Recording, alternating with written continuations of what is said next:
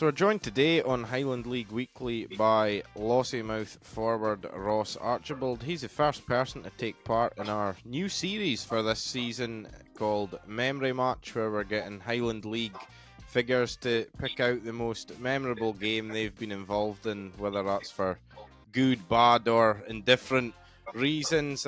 Ross, first of all, in terms of your most memorable game that you've picked out, just tell us what it is. It's a game for 2014, Lossie v Fraserburgh, and it's actually a defeat, which is probably going to be the only one you'll get. But it was a 6-beat. We could beat 6-5, so it's a fair game. I was there on loan because I was signed with Forest at the time, so I think Lossie were managerless and had Kev Flett and Stevie Dixon taking temporary charge. So I think they managed to get me on loan for a month. So it was my second Lossie debut, and I think we went doing 1-0, and then it was 1-1, and when I scored, I think it was a tight angle, but it was 6 yards out, so it was a good early goal for me to get confidence and going again. And then they went 2-1 up, and then made it 2-2 before half time, and in at half time, you're thinking, we're still in the game. It was 2-2, go to second half, hit them with pace, let's try and take a game to them.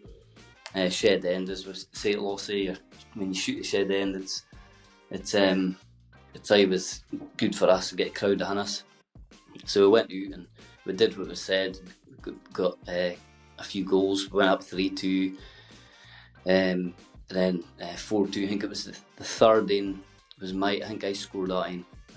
Biscuits was good playing up front with him again. He's a good strike, and I think Barber parried it, and they say then you run up to it and you just cane your way, stroke it in, and it was a good feeling. There was a while, get a second goal, get us a lead, stroked it in, and Kane had us on the front foot again. And we didn't let up, we made it 4-2. Biscuit scored, and then soon after that I got the ball down the channel. Gave me a run down the side and 10 at the feet, and I had my back to goal, kind of facing out for our wee.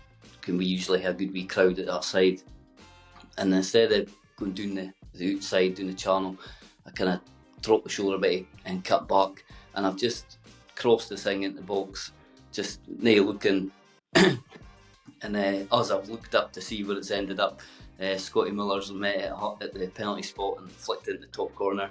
It was best goal of the night. It was a beauty, and we've got a good lift for it, and we're 5-2 up, and it's just like that's a game over, strolling it.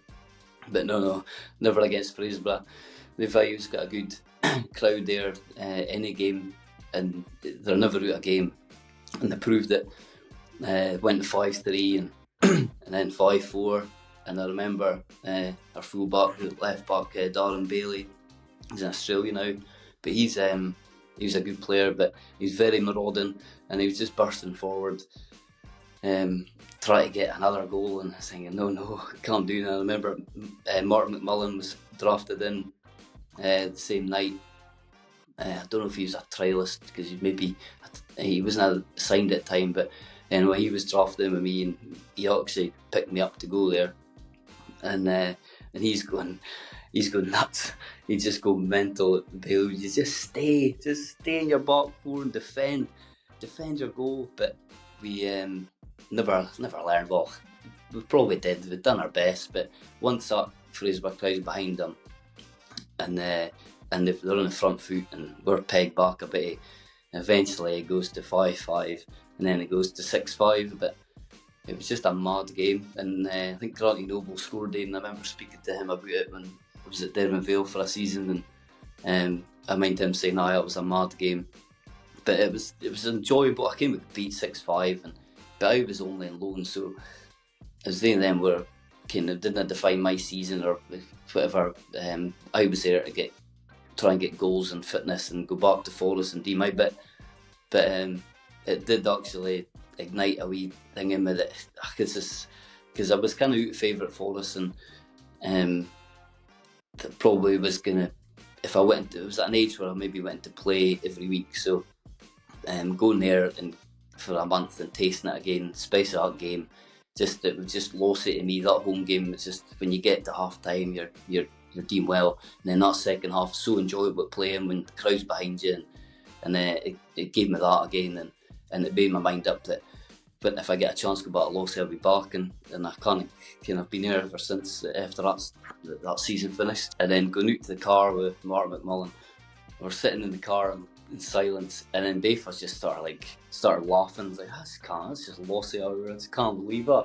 It's like, how have we managed that? We've both probably had we've both played really well. He's had a stormer, just Mark McMullen up and doing and into tackles, and just him out here. And on the losing team, and I felt like the same. I've got 2 goals and assists, and losing team, and you think, but it was it was good.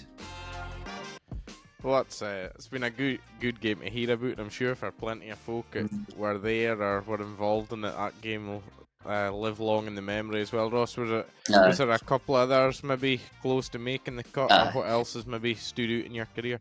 There was in away at Fraserburgh, we were doing 1-0, and the game was stopped for about 10 minutes with thunder and lightning, and my mind's sitting in the change room just shivering, freezing, because it was raining.